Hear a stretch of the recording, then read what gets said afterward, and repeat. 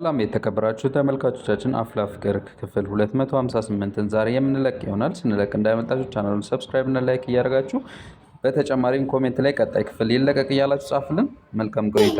አንድ ሰው ዛሬ ልቀጣ ነው። ሶሎዬን ይዘሽ አጨርቄ ግን ሶሎዬ እዚህ ጋር ምን አገባ? እዚህ ጋር ጋላክሲ ከሰጠኝ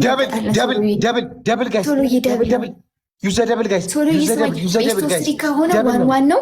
አንድ ሺህ ከገባው ደግሞ ደብል ነው። አንድ መኒጋን